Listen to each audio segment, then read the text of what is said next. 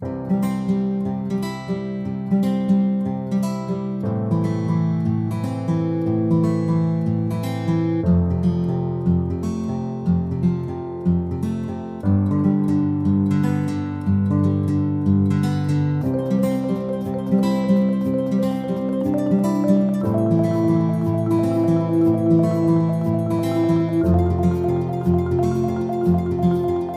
akan membahas selanjutannya dari pembelajaran tentang anak tunadaksa, tapi kali ini saya ingin memberikan contoh saja, contoh cerita bahwa pendidikan anak tunadaksa ini juga ada di beberapa tempat ya saudara-saudara. Jadi salah satunya ada di SLBD Bandung, YPAC Bandung. Di Surabaya ada sebetulnya, di Surabaya ada, di Jalan Menur itu ada, di Menur Lingkungan. Nanti kapan-kapan saudara-saudara bisa berkunjung ke sana. Nah, biasanya yayasan-yayasan cacat seperti ini merupakan yayasan sosial yang menyelenggarakan 4 macam rehabilitasi anak cacat. Ini yang di Bandung ya, di YPAC ya, yaitu rehabilitasi sosial, medis, pendidikan, dan keterampilan. Untuk rehabilitasi pendidikan itu diwujudkan dengan penyelenggaraan SLBD, yaitu sekolah khusus bagi anak yang tunadaksa. Mulai tahun 2005, SLBD untuk YPAC Bandung ini merubah cara belajar konvensional menjadi sistem belajar di ruang sumber belajar atau RSB. Prosesnya mulai dari asesmen, yaitu dengan adanya pengelompokan siswa, kemudian dilanjutkan dengan penyusunan program pendidikan individual, kemudian dilanjutkan lagi dengan pelaksanaan program di RSD, kemudian dievaluasi, dan terakhir di follow up. Tujuan pendidikan di SLBD YPAC Bandung adalah agar siswa mandiri dan menjadi lebih baik. Dan untuk mencapai tujuan tersebut, di SLBD YPAC Bandung menyelenggarakan pendidikan dengan menggunakan kurikulum KTSI. Kurikulum ini dikembangkan untuk peserta didik berkelainan fisik, emosional, mental, intelektual, dan atau sosial berdasarkan standar kompetensi, lulusan, dan standar kompetensi mata pelajaran. Peserta didik berkelainan dikelompokkan menjadi 2 kategori. Yang pertama, peserta didik berkelainan tanpa disertai dengan kemampuan intelektual di bawah rata-rata, dan yang kedua adalah peserta didik berkelainan disertai dengan kemampuan intelektual di bawah rata-rata. Kurikulumnya terdiri dari 8-10 mata pelajaran, muatan lokal, program khusus, dan pengembangan diri. Peserta didik berkelainan tanpa disertai dengan kemampuan intelektual di bawah rata-rata dalam batas-batas tertentu masih dimungkinkan dapat mengikuti kurikulum standar meskipun harus dengan penyesuaian khusus.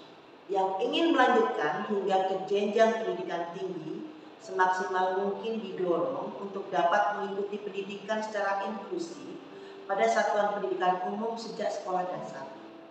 Jadi kalau semisal kita punya kerabat atau anak kita ada yang mengalami kelainan dengan tunadaksa seperti ini, dan kita berharap dia nantinya akan menempuh pendidikan sampai perguruan tinggi, alangkah baiknya Anda sudah mulai mensekolahkan mereka melalui pendidikan inklusif, yaitu pendidikan yang sudah ditunjuk oleh pemerintah. Ini sekolah reguler biasa, sekolah negeri biasanya, yang diperuntukkan untuk menerima anak-anak yang tunadaksa.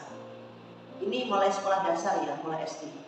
Sedangkan peserta didik yang berkelainan yang disertai dengan kemampuan intelektual di bawah rata-rata diperlakukan kurikulum yang lebih spesifik lagi, atau kita bilang sangat spesifik, sederhana, dan bersifat tematik untuk mendorong kemandirian dalam hidup sehari-hari. Yang pertama, asesmen. Asesmen dilakukan pada saat siswa mulai masuk sekolah dengan cara mengumpulkan data-data yang dilakukan oleh pegawai administrasi pada saat pendaftaran dengan cara mengisi formulir yang telah disediakan tentang data anak dan data orang tua. Itu biasanya dilakukan. Selanjutnya yang dilakukan adalah pemeriksaan medis dari tim medis yang terdiri dari dokter ahli anak, dokter ahli rehabilitasi, kemudian pemeriksaan tingkat kecerdasan oleh psikolog, dan pemeriksaan kemampuan akademiknya oleh pedagog. Kemudian hasil asesmen tersebut dikumpulkan dalam case conference yang dihadiri oleh semua tim dan orang tuanya untuk mengelompokkan penempatan dan penyusunan programnya. Kegiatan belajar dilaksanakan di ruang sumber belajar atau kita sebut sebagai RSB yang ditata berdasarkan kurikulum, yaitu RSB mata pelajaran, program khusus, dan muatan lokal. Evaluasi dan tindak lanjut dilakukan oleh tim yang sudah dibentuk. Bagaimana penyelenggaraan bimbingan belajarnya? Saudaraku yang terkasih, bimbingan merupakan program yang integral dengan sistem pendidikan anak tunadaksa. Bimbingan belajar perlu dalam pendidikan anak tunadaksa dengan pertimbangan bahwa permasalahan yang dihadapi anak tunadaksa sangat kompleks, sehingga perlu bantuan untuk mengatasi masalahnya. Yang kedua, kemampuan abstraknya rendah, sehingga perlu konkretisasi dalam pembelajaran. Ketiga, perhatian, persepsi, dan simbolisasinya kurang, sehingga mempengaruhi proses belajar.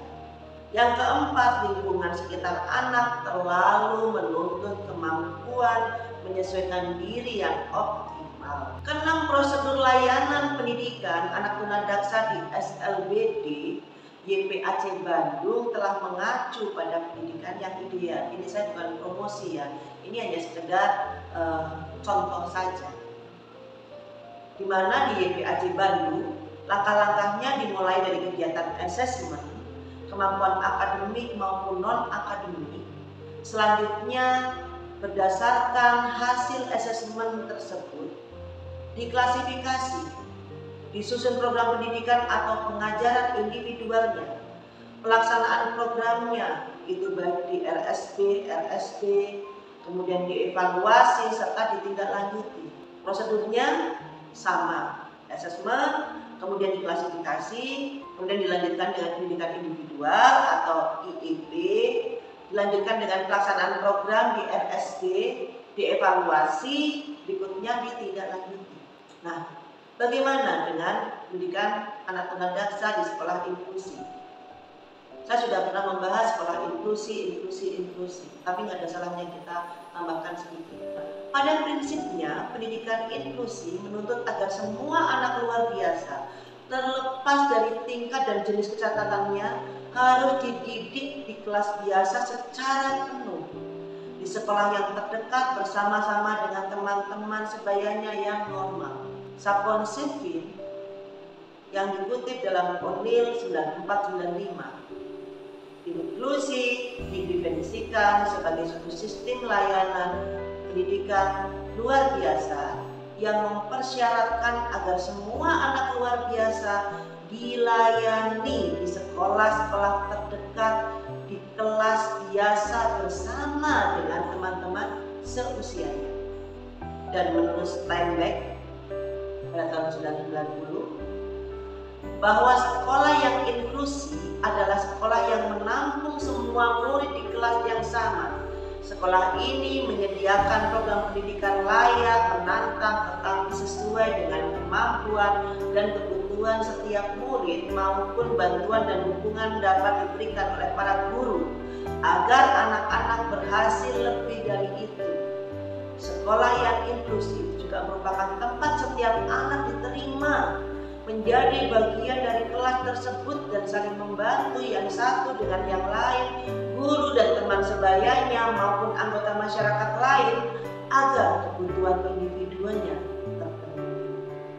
Bahkan di sini Stock dan Peck tahun 1994-1995 menyatakan bahwa inclusion adalah penempatan anak luar biasa di tingkat ringan, sedang maupun berat secara penuh di kelas biasa. Dan salah satu model pengelolaan kelas yang dipakai dalam inklusi disebut pendekatan tim untuk mencapai ketuntasan, atau kita sebut sebagai team approach to mastery TEM. Di kelas-kelas TEM ini, ABK atau anak berkebutuhan khusus belajar bersama teman sebayanya yang normal sepanjang hari. Pada jam-jam tertentu, anak berkebutuhan khusus memang mendapat pengajaran secara individual, tetapi tetap berada di kelas biasa. Penggunaan label luar biasa masih ada, tetapi terbatas pada tujuan administratif. Bahkan menurut Johnston, Proctor, dan Curry tahun 94-95 menyatakan bahwa ada 7 kunci keberhasilan inclusion dengan model TAM, yaitu pengajaran tim, pusat belajar, kelompok ego, direct instruction, pendekatan positif, kartu nilai, dan kader guru. Saya meminta untuk teman-teman mahasiswa coba dikupas satu persatu tentang ini. PR buat kalian. Sedangkan 9495 mengemukakan 5 profil pembelajaran di sekolah inklusif. Inclusion berarti menciptakan dan menjaga komunitas kelas yang hangat, menerima keanekaragaman dan menghargai perbedaan. Inclusion berarti penerapan kurikulum yang multi level dan multi modalitas. Inclusion berarti menyiapkan dan mendorong guru untuk mengajar secara interaktif. Inclusion berarti menyediakan dorongan bagi guru dan kelasnya secara terus-menerus dan penghapusan hambatan yang berkaitan dengan profesi isolasi. Inclusion berarti melibatkan orang tua secara bermakna dalam proses perencanaan dan pendidikan anak. Tunadaksa di sekolah inklusi mengacu pada teori-teori tersebut di atas dengan prosedur ideal pendidikan bagi anak tunadaksa yang telah dikemukakan. Sudah barang tentu hal ini merupakan tantangan bagi guru di kelas biasa untuk memahami murid-murid dan program pendidikannya. Terima kasih, Tuhan memberkati.